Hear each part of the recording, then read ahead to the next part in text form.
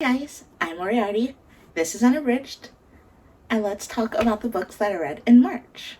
So, January and February, I read 5 books apiece, but I did not keep that up for March. March was a stressful month. I was only able to complete 3 books, so let's get into them. And I have them all here. It's the first month that they have all been in my hand and were physical. So I'm very excited. The first thing we're going to talk about today is Silk #1. And love her. She is one of my favorite characters. This is the third of her solo series. She has been featured in other things. So in this one, which is written by Emily Kim and drawn by Takeshi Miyazawa and colored by Ian Herring, and the cover is done by Hyuk Lee, I'm going to assume. So that's our Hyuk Lee cover. This is a variant. I liked the variant. I picked up the first 2 issues. I liked both variants versus the original cover. But this one basically sees Silk in a more established timeline. She is a journalist for a news website, Threats and Menaces. So it begins with her stopping a bad guy, as all comic books should, and then it goes into her getting reamed by the manager of Threats and Menaces because there is video footage of Silk and she wasn't there to get it, a la Peter Parker. So she begins to think about whether or not she needs to start filming when she becomes Silk, and then some influencers go to a museum and they break in, image countless priceless artifacts, and also release a villainous ghost samurai. I don't know what he's supposed to be, actually. Basically releases the bad guy, and he is very ghostly in nature. He can appear, disappear, and he basically takes the life out of his victims. So his victims are really, really, really old by the time he's done with him. I think they tell you his name in this. He steals people's life energy. Now, it looks like a he from the illustration and the art, but the character whose life has been taken, Lucas, says she. So I don't know if somebody else pops up or if just because it's scary and brooding, it's male, and then we find out later they're female. I'm not sure, but this is the first issue. I am super interested into reading the rest. Silk has always been one of my favorites, and I can't wait to move on to the next one. I picked up issues 1 and 2, so I'll probably be reading 2 in April. I gave this 4 out of 5 stars.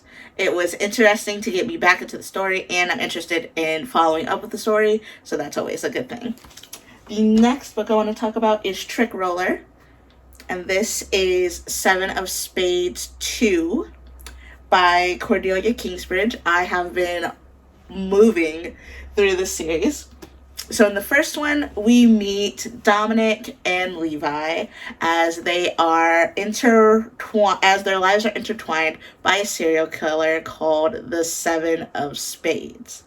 Now, at the end of book 1, they say that the serial killer has been caught and is dead, and we should have no issues. However, Levi disagrees, and he has been doing research on the side to determine that. Book 2, we learn that his research is becoming a bit obsessive. He and Dominic are getting closer. They have they're finally dating instead of just flirting and giving looks and everything. Love it.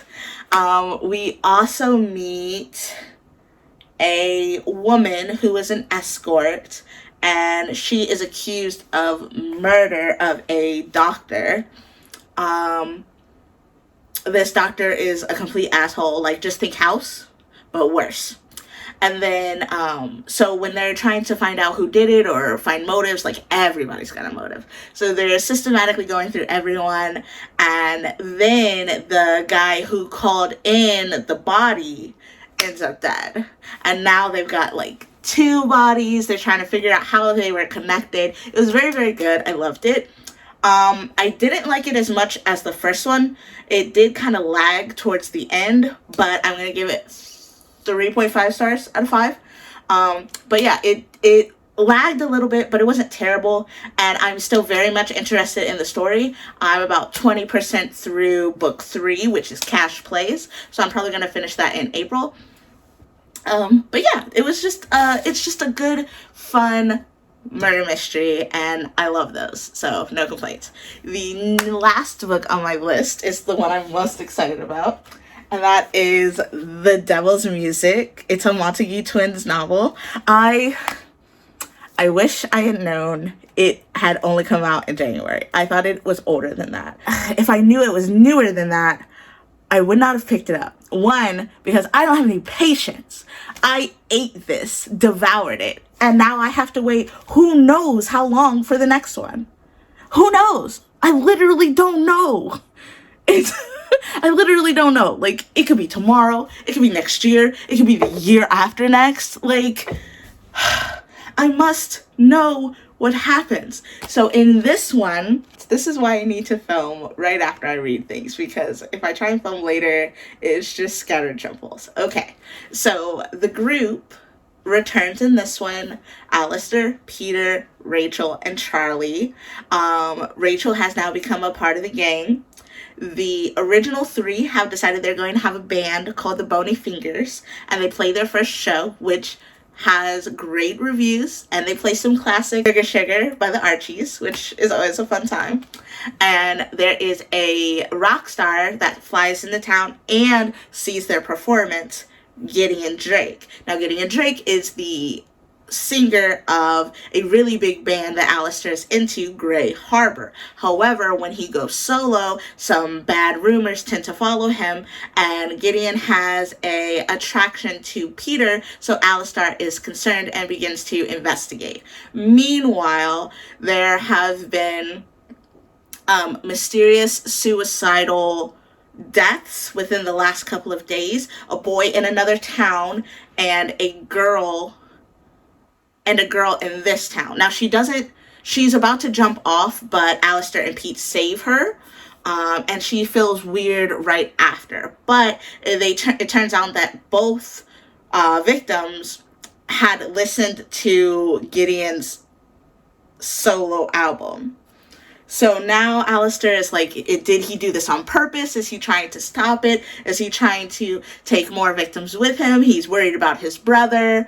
The council wants to talk to the students about their magic use. It's a whole big thing. Honestly, kind of reminded me of the band in Jennifer's Body without being purposeful. Like, the band in Jennifer's Body was like, hey, we want to be famous, we're going to make this deal with the devil, she's going to die. But in this, it was almost like his sorrow and his depression overwhelmed his music, and it gave it a magical feel that other people were able to feel as he expressed his music. It was accidental.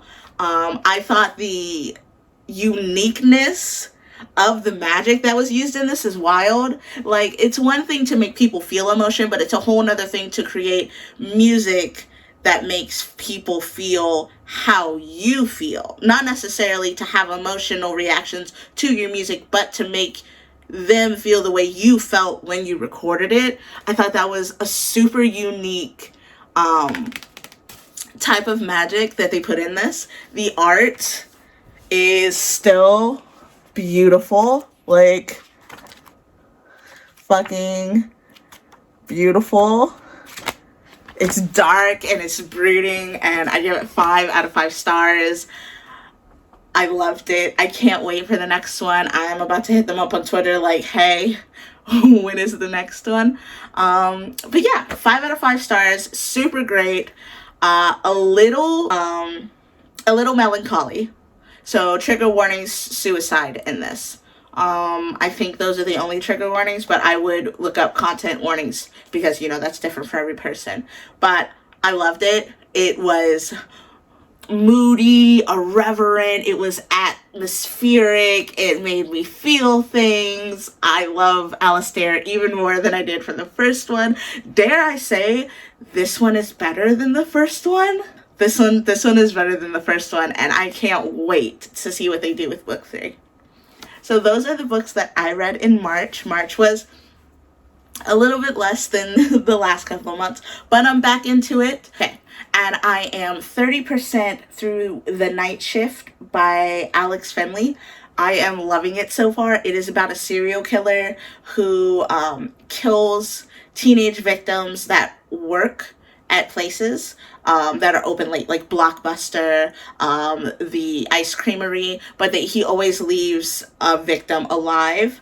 And it's about that original victim, the new victim, detectives trying to piece together what happened so that they can solve the crime. It takes place in, it begins in 1999 with the like Y2K bug, and then it springs forward 15 years, and now we're like hopping back and forth. It's super good. It's Alex Fenley. They wrote Every Last Fear. It was, I don't even want to start because I won't stop. I'll just put my review of that up here because I loved it. But this is what I'm reading right now.